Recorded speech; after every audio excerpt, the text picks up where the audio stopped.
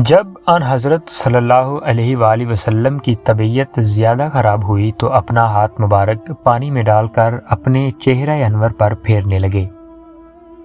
اس وقت آپ صلی اللہ علیہ وآلہ وسلم فرما رہے تھے، اے اللہ، موت کی سختیوں پر میری مدد فرما۔ سیدہ فاطمہ رضی اللہ تعالی عنہا فرماتی ہیں کہ جب میں نے رسول اللہ صلی اللہ علیہ وآلہ وسلم پر بے چینی کے آثار دیکھے تو میں پکار اٹھی، ہائے میرے والد کی بے چینی۔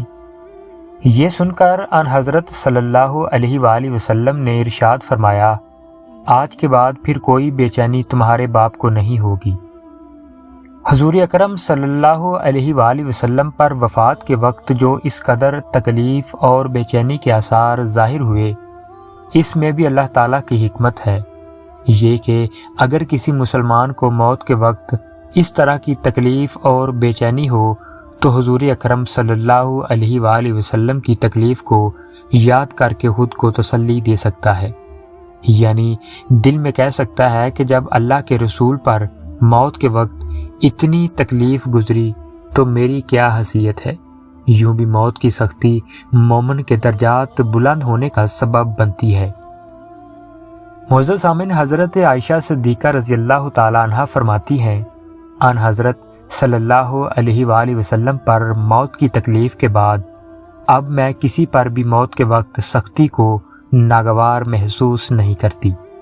جب ان حضرت صلی اللہ علیہ وآلہ وسلم کو تکلیف ہوتی تھی تو فرمایا کرتے تھے، اے تمام لوگوں کے پروردگار، یہ تکلیف دور فرما دے اور شفا عطا فرما دے، کہ تو ہی شفا دینے والا ہے، تیری دی ہوئی شفا ہی اصل شفا ہے، جس میں بیماری کا نام و نشان نہیں ہوتا۔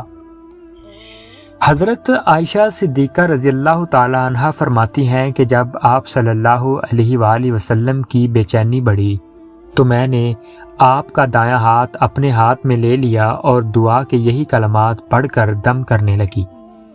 پھر آپ صلی اللہ علیہ وآلہ وسلم نے اپنا ہاتھ مبارک کھینچ لیا اور یہ دعا پڑھی، اے اللہ، میری مغفرت فرما اور مجھے رفیق اعلیٰ میں جگہ عطا فرما۔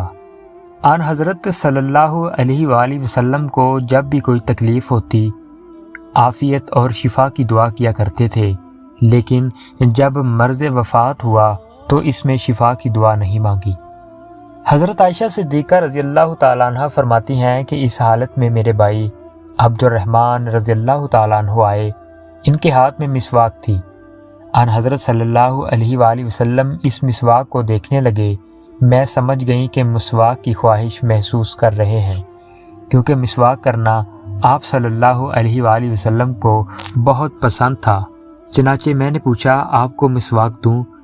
ان حضرت صلی اللہ علیہ وآلہ وسلم نے سر مبارک سے ہاں کا اشارہ فرمایا۔ میں نے مسواک دانتوں سے نرم کر کے دی۔ اس وقت ان حضرت صلی اللہ علیہ وآلہ وسلم مجھ سے سہارا لیے ہوئے تھے۔ معزز سامعین، ام المؤمنین عائشہ صدیقہ رضی اللہ تعالی عنہ فرماتی ہیں، میرے اوپر اللہ کے خاص انعامات میں سے ایک انعام یہ بھی ہے کہ آپ صلی اللہ علیہ وآلہ وسلم کا انتقال میرے گھر میں ہوا۔ آپ کا جسم مبارک اس وقت میرے جسم سے سہارا لیے ہوا تھا۔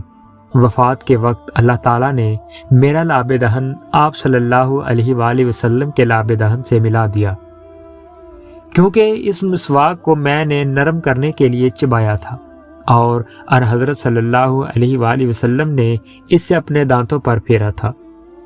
حضور اقدس صلی اللہ علیہ وآلہ وسلم پر بے ہوشی طاری ہوئی تو سب ازواج مطہرات آس پاس جمع ہو گئی۔ مرض کے دوران ان حضرت صلی اللہ علیہ وآلہ وسلم نے 40 غلام آزاد فرمائے۔ گھر میں اس وقت 6 یا 7 دینار تھے۔ حضور اقدس صلی اللہ علیہ وآلہ وسلم نے سیدہ عائشہ رضی اللہ تعالی عنہ کو حکم دیا کہ ان دیناروں کو صدقہ کر دے۔ ساتھ ارشاد فرمایا، محمد اپنے رب کے پاس کیا گمان لے کر جائے گا کہ اللہ تعالیٰ سے ملاقات ہو اور یہ مال اس کے پاس ہو۔ سیدہ عائشہ نے اسی وقت ان دیناروں کو صدقہ کر دیا۔ ان حضرت صلی اللہ علیہ وآلہ وسلم کی بیماری سے چند روز پہلے حضرت عباس رضی اللہ تعالیٰ عنہ نے خواب دیکھا تھا کہ چاند زمین سے اٹھ کر آسمان کی طرف چلا گیا۔ انہوں نے حضور اقدس صلی اللہ علیہ وآلہ وسلم کو خواب سنایا تھا۔ خواب سن کر آپ نے فرمایا تھا، اے عباس، وہ تمہارا بھتیجا ہے، یعنی یہ آپ صلی اللہ علیہ وآلہ وسلم کی وفات کی طرف اشارہ تھا۔ اپنی صاحبزادی سیدہ فاطمہ رضی اللہ تعالیٰ عنہ سے آپ کو بے پناہ محبت تھی۔ علالت کے دوران آپ نے انہیں بلا بھیجا۔ وہ تشریف لائیں تو ان کے کان میں کچھ باتیں کہیں۔ وہ سن کر رونے لگی۔ پھر ان کے کان میں کچھ فرمایا تو وہ ہنس پڑی۔ بعد میں انہوں نے عائشہ صدیقہ رضی اللہ تعالیٰ عنہ کو بتایا کہ پہلے آپ صلی اللہ علیہ وآلہ وسلم نے فرمایا کہ میں اسی مرض میں وفات پا جاؤں گا۔ یہ سن کر میں رو پڑی۔ دوسری بار فرمایا کہ خاندان میں سب سے پہلے تم مجھ سے ملو گی۔ یہ سن کر میں ہنس پڑی۔ چنانچہ ان حضرت صلی اللہ علیہ وآلہ وسلم کے انتقال کے کچھ عرصے بعد سب سے پہلے آپ کے گھرانے میں حضرت فاطمہ رضی اللہ تعالیٰ عنہ کا ہی انتقال ہوا۔ وفات سے 1 یا 2 دن پہلے آپ صلی اللہ علیہ وآلہ وسلم نے لوگوں سے ارشاد فرمایا، یہود اور نصارہ پر خدا کی لعنت ہو، انہوں نے اپنے پیغمبروں کی قبروں کو عبادت گاہ بنا لیا۔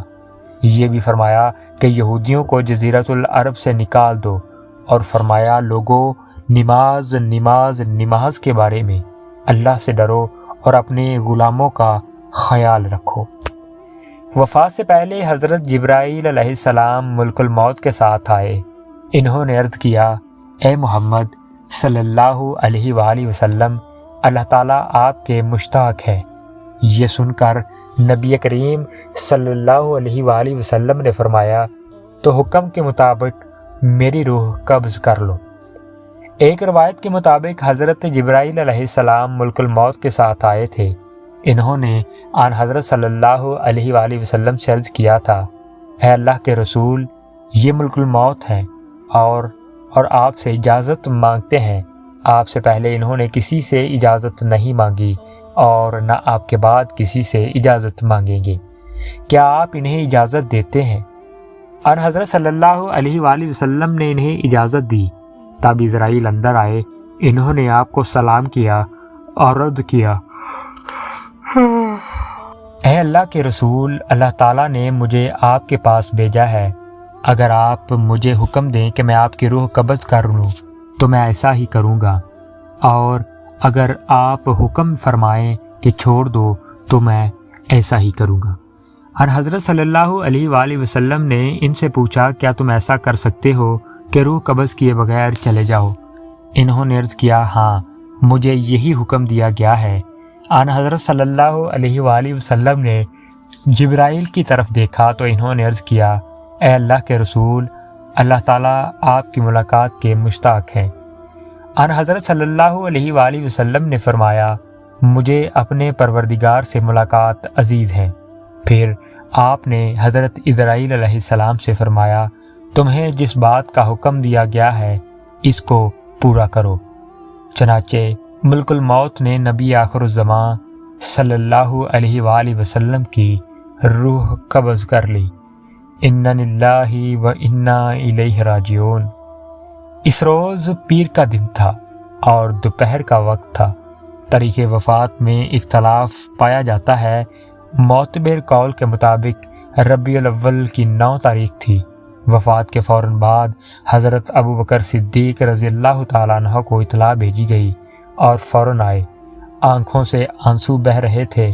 انہوں نے آتے ہی رسول اللہ صلی اللہ علیہ وآلہ وسلم کے چہرہ مبارک کو بوسہ دیا اور یہ الفاظ کہے، آپ پر میرے ماں باپ فدا ہوں۔ آپ زندگی میں بھی پاک اور مبارک تھے اور موت کی حالت میں بھی پاک اور مبارک ہیں۔ جو موت آپ کو آنا تھی آ چکی، اب اللہ تعالیٰ آپ کو موت نہیں دیں گے۔